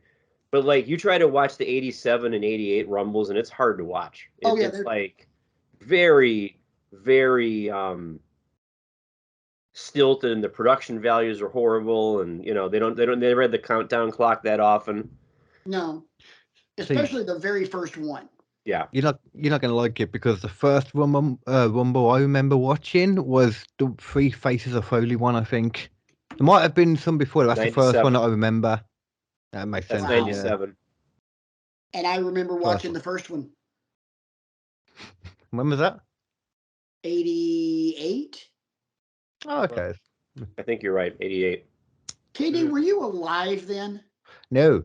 Okay. I was born in 3 years after that. If you had to pick your favorite Rumble of all time, Me or all of you. oh yeah, I'd probably say that one anyway. 92.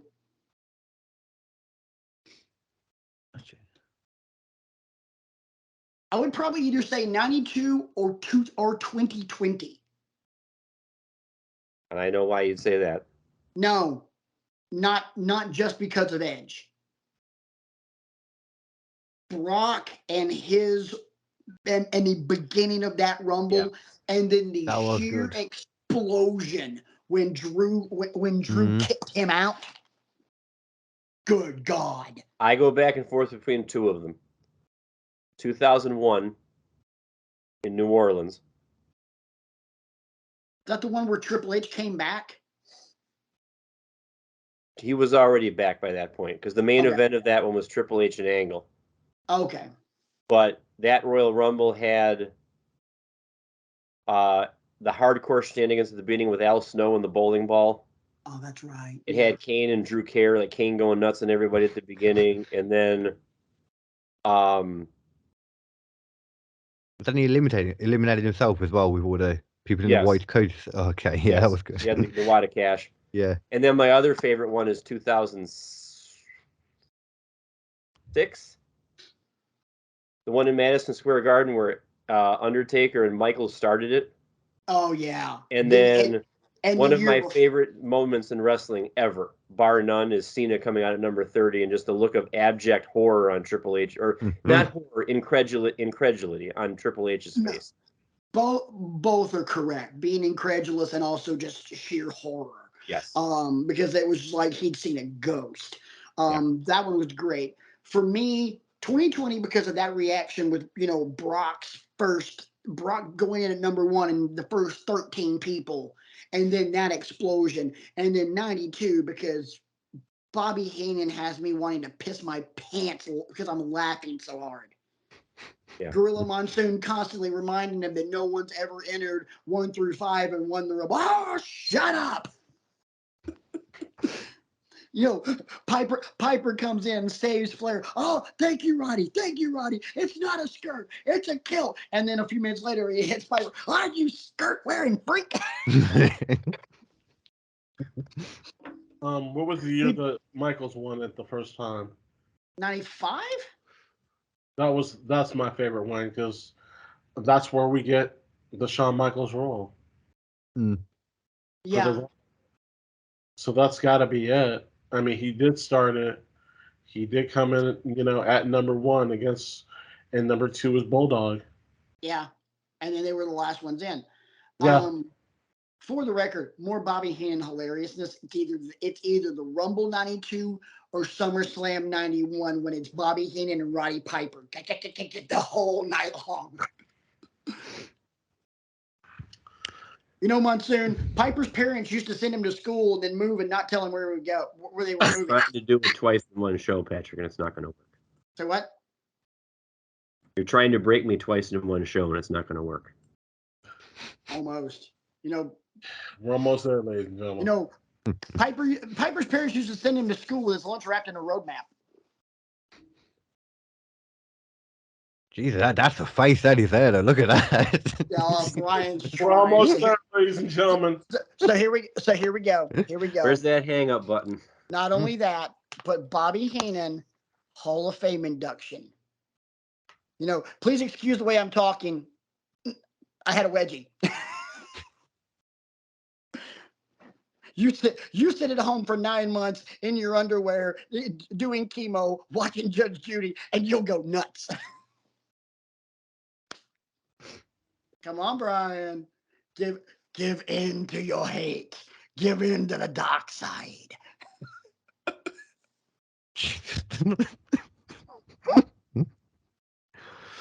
On a plane ride with Larry Flint. That's the greatest line of Flair's face. I had to beat you to the punch. Yes, you did. Flair's face goes from normal complexion to the color of KD's coat, just like that. Oh my God. You want to talk about wildlife? We had the bulldog. We had the other bulldog. We had the killer bees. We had a snake. We had the wild Samoans. And I'm the weasel doing commentary with the gorilla.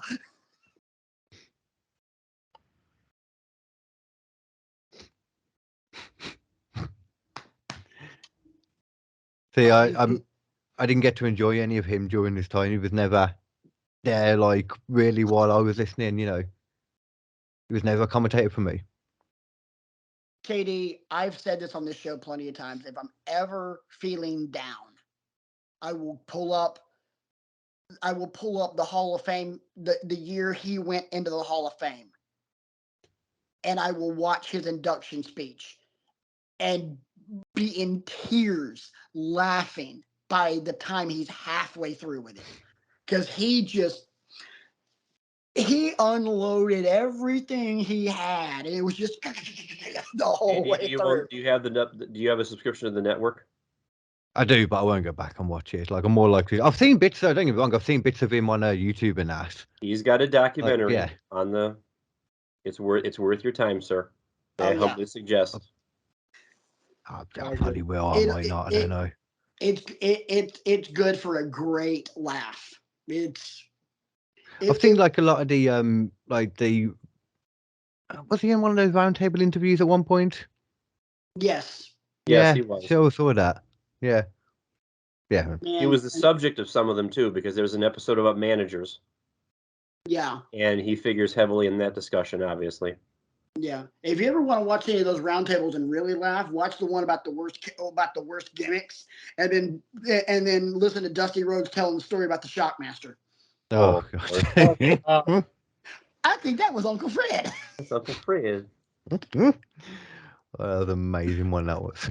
Oh my God. And then obviously Bulldog live on TV. He fell on his ass. And you're hearing Flair going, oh no.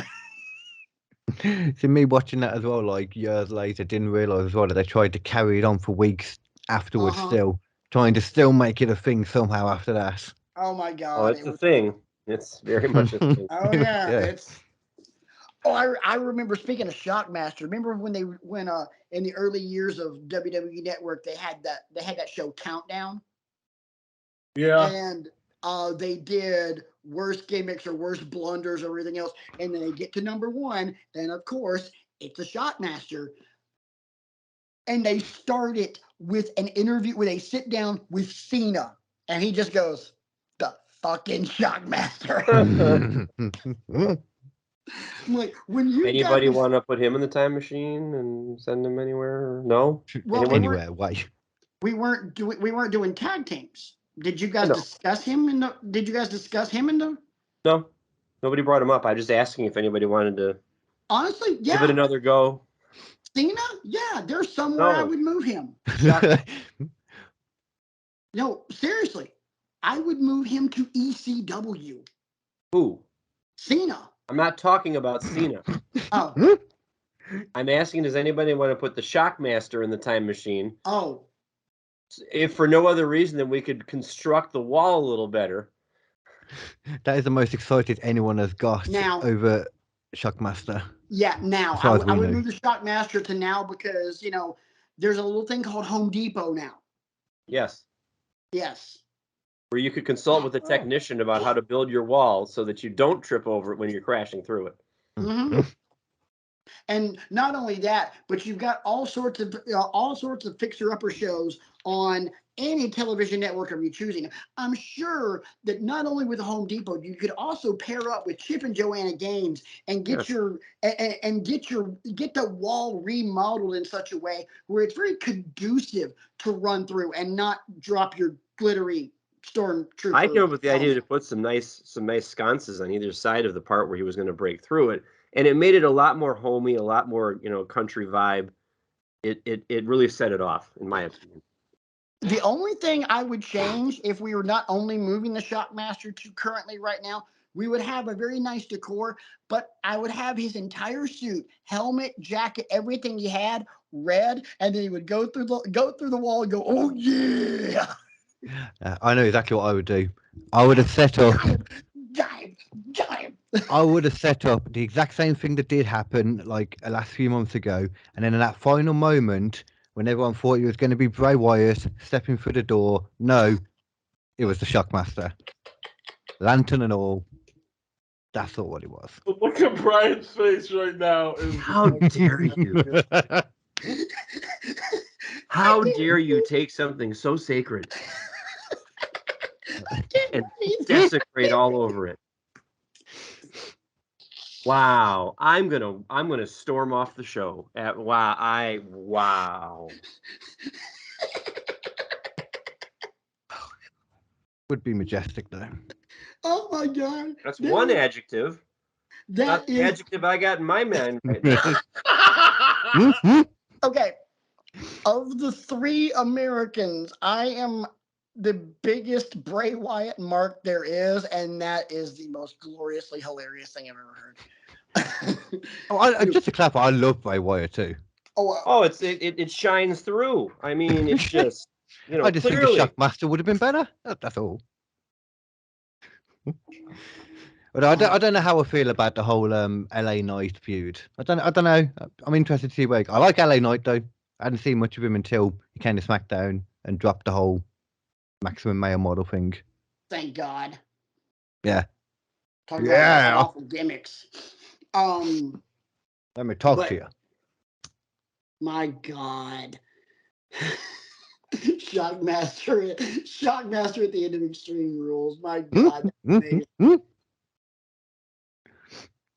Oh my God. I am never going to be able to watch that and not think of this. You have completely, in a hilarious way, you have completely ruined this for me. Oh God. How you doing over there, Brian? Brian's. If that had actually happened, I think that would get me to cancel my network. I would just cancel the Peacock network altogether, and I would just say, screw you. No. Here's what would happen. Would it be better or worse if it was him under the helmet, though? Oh my God. I don't know. I can't decide. No, hey, KD, let's kind of go rogue on this whole time machine thing. Let's go back and actually do that. Not only is Brian going to cancel his network subscription, but when he comes back on this show, I swear before God and everything, I beat this into the dirt and run him off this show. Brian would not speak to me for 3 months. I say 7. Look at his face. He'd finally call me. I'm like, oh, so you're not mad at me anymore? No, I'm still mad at you. Actually, that's the only way it would be fine is if it turns out it was Bray Wyatt under the. But then what's the point? Helmet. What's the point? It's not like the Shockmaster has such a rich heritage and history to unravel and put under the microscope. Which is why you need Bray Wyatt to really, flesh it out. Hey, I mean, neither did Husky Harris. Husky Harris had such an amazing lineage with WWE, but I mean, look what's happened. Look what's happened with that. I mean, if anybody he became a rabbit puppet. We get it. Right. Or no, a pig puppet. Sorry. Right, but if anybody's going to be able to resurrect the memory and the mystique of the Shockmaster, it's Uncle Howdy. Are we still talking about this? Yeah. Are we still going on about this? Yes, we still are. I don't know about KD, Isaac. I don't know about you guys, but I'm still talking about this. I feel like I'm. What's next? Shockmaster for Wrestler of the Year? I mean, we might as well just take this to its god awful conclusion. What? No, we are not going Shockmaster of the Year. It was Shockmaster of the Year. Good God, Shockmaster is Wrestler of the Year. Who can we Shockmaster of the Year? Wrestler of the Decade. Well, I'll just get the award right now. It's still over. Dun, dun, dun, dun, dun, dun, dun. I mean, I guess we don't need to do the Iggy show in a couple of weeks. We can just hand it out right now. Oh my God. You know what has not happened on this show in a very long... Oh my God, Isaac is dying. You know what has not happened on this... I just freed up your Christmas season, guys. You should be thanking me. Yay! You know what hasn't happened on this show in a very long time? It's happening right now? A hard right turn right into what the hellville. This show has gone off the rails. Basically, we're all sitting here saying, did we really go there? Yeah. Did we really? You have no one to blame but yourselves. I sure didn't go there. I'm not kicking and screaming. Whoa. For you to say you have no one to blame but ourselves, you're insinuating that I have a problem with this. You should. Clearly. To be fair, I do have a problem with it that we didn't come up with it earlier in the episode. Oh, for fuck's sake. I do have an issue with that. Brian, gentlemen, please, for just a moment, I need to be serious. Brian Aloysius Kriego, You have been my best friend for 10 years. Yeah. How in God's name do you not expect this from me yet? Doesn't mean I have to like it. Doesn't mean I can't hope you'll turn over a new leaf one of these days after, I don't know, the 924th time. Me? God. Me? Moi? You act like I'm some sort of, deviant comedic genius. Oh, wait, I am. You knew that was coming. We've reached the part of the show where Patrick spends 20 minutes putting himself over. No. Just a couple seconds. No, just a couple seconds. No, Feels like 20 minutes. Nah. I have not been putting myself over at all, sir. Thank you very much. I have been putting over the freaking Shockmaster. He does And it by by himself. extension, No. Hey. Whoa. If you really want to get down to brass tacks, this is all KD's fault. No, I'll happily wear that badge. how dare you pick on the newcomer? No. Oh, you say it like it's a bad thing. I still consider it a compliment. Bray Wyatt for An Shockmaster. ally on this show. Isaac. He came on a month ago, and I thought I had an ally. Apparently, that's all. Isaac. Present company excluded. Please do not take offense to this. Thank God I finally have someone on this show that is on the same wavelength as I am. KD, I am so glad you're here, man. I'm here. Because don't get me wrong, Isaac has great points, and Isaac is an amazing addition to this show.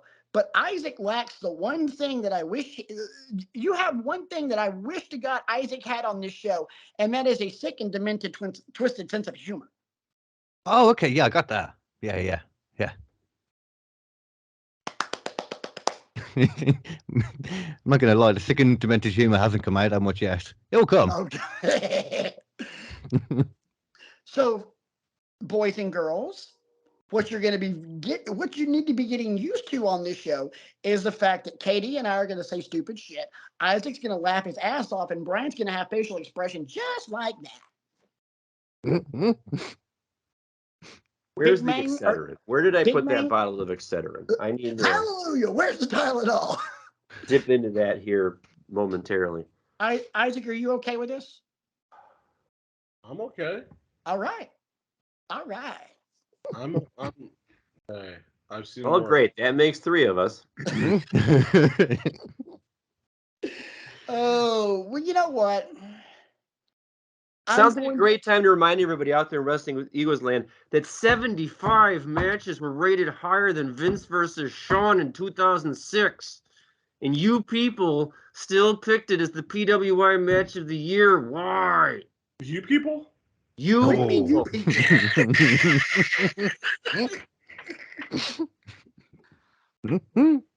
What do I mean, you people? I love where the what show do is you going. mean? You people. Brian, You promo and everything. Brian, you should know by now never to say the words "you people" on I this know. show. Another quick trivia question about the matches in 2006. How many matches got a 5-star rating in 2006? I'm going to say 0 because Kenny Omega wasn't wrestling then. Isaac.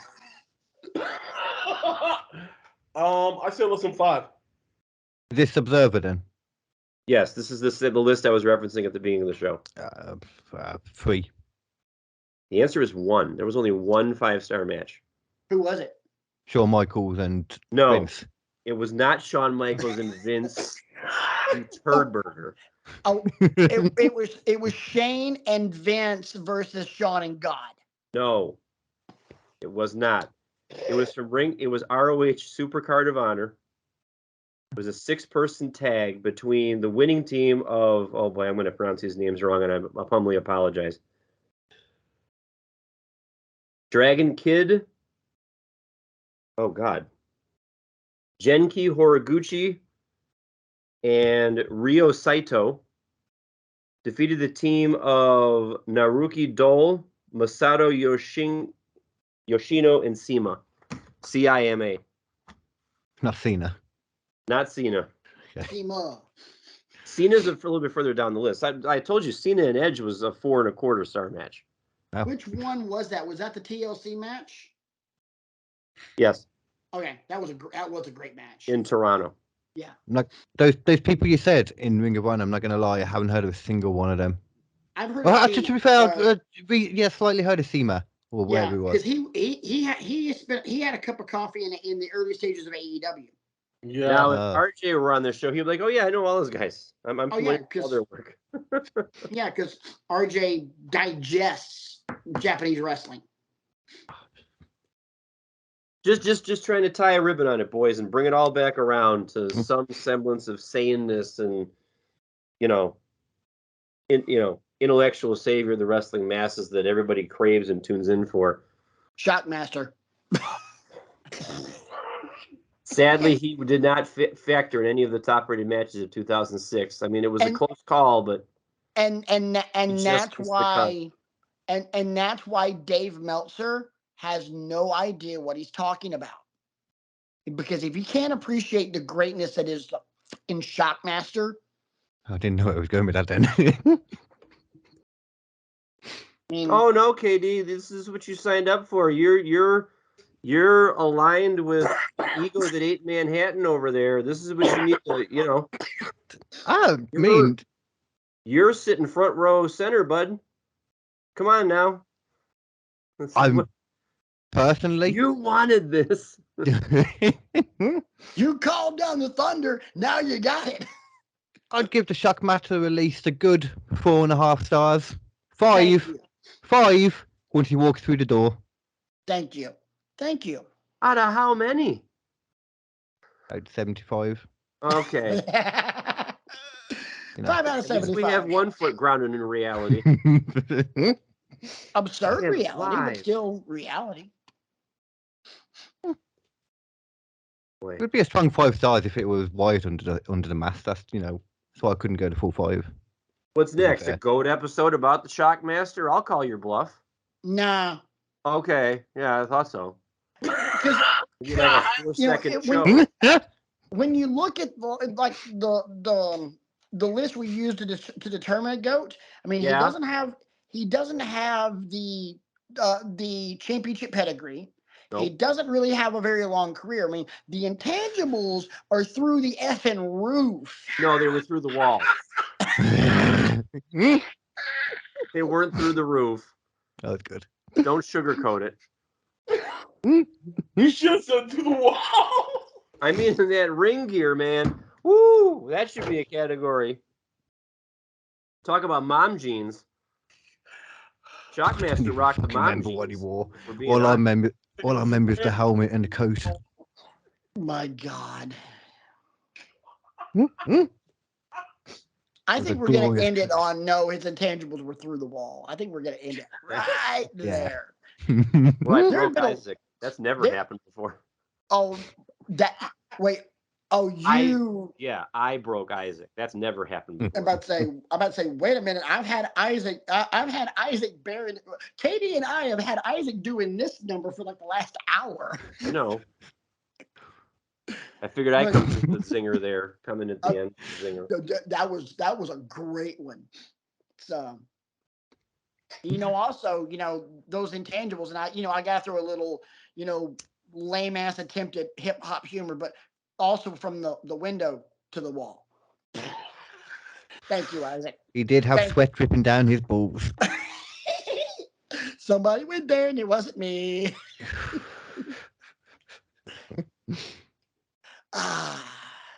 You know what? This has been a 2-hour-long show, and I am Yeah. fine with that. Because it's been about an hour and 20 minutes of really good content and another 40 of us just busting Brian. Which could be considered even better content, really. Some of our best shows are, unfortunately for Brian, some of our best shows come at his expense. Hey, B. Hey, Brian. Yeah? I love you, buddy. Yeah, I love you too. It's great. Yeah, I Standing. do legitimately love your backdrop, though. Your backdrop is beautiful. He's thank talking to you. Thank you. Yeah. Cool. He has the nicest backdrop of the three of us. Although I have to say, your backdrop's rather nice too, KD. It's That's a just because I plush couldn't be. looking blanket you have there. It's a full-on blanket nailed to the wall because it kind of kills the sound off a little bit when I'm in here. Dude, it still works. I never would have works. guessed that was nailed to the wall. Really? I thought it was just like an occasional chair that you draped a blanket over or something. Just a wall. Mm. And one day it's going to fall down and bury my dog, and my dog will not be able to do anything because it's broken. Well, if it does Oh. fall down, you'll join. Well, the really list. do that. You've got an illustrious lineage to follow there with things falling down on people's heads. Patrick, tell you about that secret. Okay, have you watched the intro of our show? Yeah. The green screen falling on my head? Oh no, I haven't seen that. I think I listened to it. That's what I did. Wasn't there something to do with? Like, He uses the best friends theme. Down with the best Yeah. friends. I have seen that. So Yeah. you should cue a YouTube and any one of the YouTube shows that we have. We use the same intro for basically all of them. I don't remember seeing it. I've watched it because I remember I was trying to remember what song it was, but I don't Yeah, remember a it's- green screen fall on your head. I'll have to look again in that case. yeah, because I've got the green screen's behind me, and the picture that I'm using is Game of Thrones. Palpatine's throne from episode 9. Oh, I from thought it was Ri- a Game of Thrones throne. No, Sorry. it's Palpatine's throne from Rise of Skywalker. And Hated the new trio. I hated the new trio, new trilogy. They weren't Apart from terrible. Force Awakens. They weren't terrible. They were still better than 1, 2, and 3 because 1 and 2 were just absolute trash. 3 was really good. 7, Episode 8, 1 was 9 the first Star Wars I ever watched. Oh God. Oh God. I was a I'm fan of surprised- Jar Jar. I'm surprised you finished them. Oh my God. Anyway, That- we really need to stop that there because once we start talking about Star Wars, we really lose Brian. You could have stopped recording at any point. So Why? What's the fun in that? Do you know about lost him as in because he doesn't like Star Wars? it's not that I don't like it. It's just Good. I've I hate watched it. them. I can't wrap my head around it, so therefore it's not the first thing I reach for when I want to watch, And they also make no sense and they're really cheesy and not very good. Which is Um, weird because he Sorry. can't get his head around Star Wars, but he watches wrestling. Just Yeah, but in wrestling, you don't suddenly have a woman in space flying across space. It makes less sense in wrestling, and that's saying something. I And have two I'm words talking for Vince you. McMahon, like senile, full on senile level, I and have that two still words makes for- more sense. I have 2 words for you. Black Scorpion. Oh wait, you never mind. You were born in the 90s. You didn't have to watch that god awful shit. I did. Yeah, and let me guess, Isaac, you're in the same boat that I am. I wish I hadn't. I can't erase that from my mind, unfortunately. That MFer finally comes out of that big gigantic egg. That thing opens up, and I'm like, motherfucker, that's Ric Flair. Come on, you're not even trying. okay. Oh, okay. The fact that you've lost me. I'm scrolling through Facebook right now, and I see that the episodes are up, so I'm sharing them. I don't know why this came up in my Facebook feed, but you guys are going to get a kick out of this. Okay. Go. It's a page called WWE Heel Yard. Bless me. Never heard of it. Bless you. And it says the 2023 Men's Royal Rumble list has been leaked. Okay. Oh God. I don't buy into much M&A because it could change at any time, you know. Oh yeah. Someone's And gonna probably- get Especially when I start reading these names to you. hit it. Entrant number 1, Hornswoggle. Okay. Entrant number 2, Kurt Hawkins. Entrant number 3, Mace. Number Must 4, Must say, Gilbert. get it right. Sorry, must say. Gilbert at number 4. Goldberg at number 5. Adam Pearce, Scrap Daddy at number 6. Where are we? EC3 at number 7.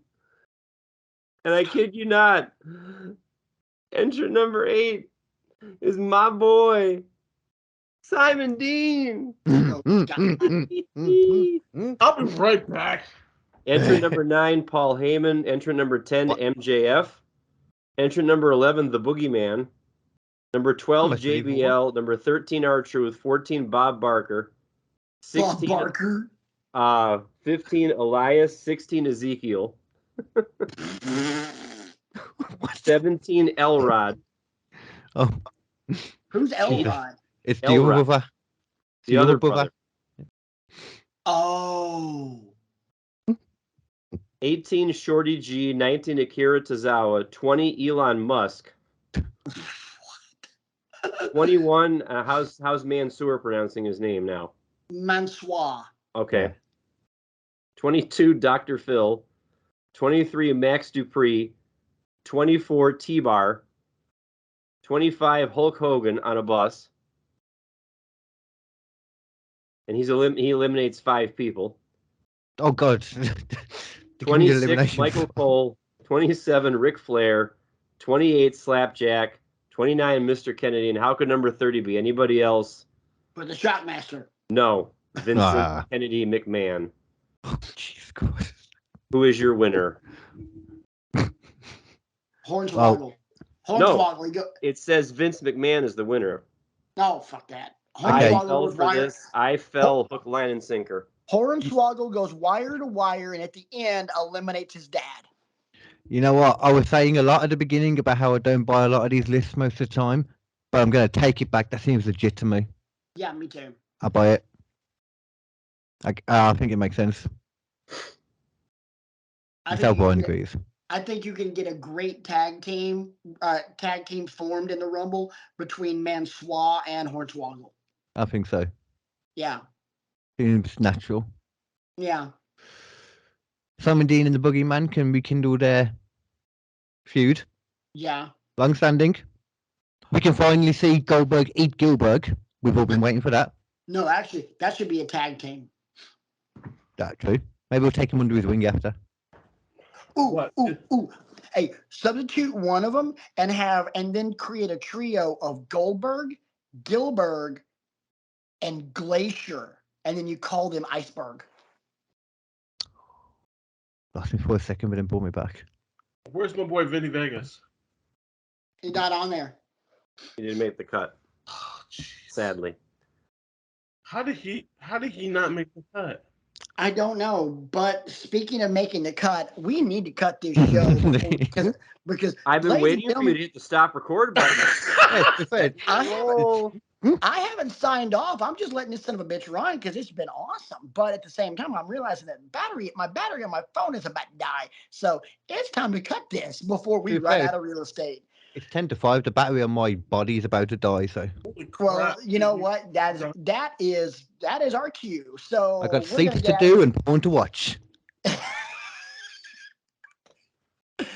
That being said, we're going to get out of here. Thank you so much for being a part of this wild ride. Hope you guys have had as much fun as we have. Well, everybody except Brian. Brian sure as hell hasn't had fun this last hour. But do not forget to don't hesitate to get in touch with us on the show. You can tweet the show at Wrestling X Egos. I'm at Rant Mode on.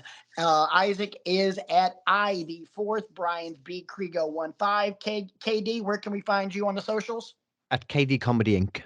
KD Comedy Inc. I keep forgetting that. I got to remember that at some point. Ah, Why don't So- you make a list of Twitter handles? Like you told me to make a list of the podcast platform. Make a list of yeah. Twitter handles. I'm gonna have to. I mean, I didn't have to worry about it because I used to be able to remember because I had those little motion graphics that had all our shit on it until I decided to get lazy and make it easier and not so animated.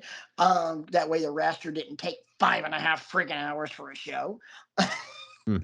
So that being said, we're gonna get out of here because they're playing the ED commercial theme song in the background, which means it's time for us to wrap this up. You can take that however dirty you want. nothing wrong. A bit of chewing the blue. Hey, tag team hot tub time machine. There you go. So thank you guys for being a part of this insanity called Wrestling with Egos, because this, not only is this why we love this show, but this is also why we love wrestling. See you next week. I love you, Brian. Bye, everybody.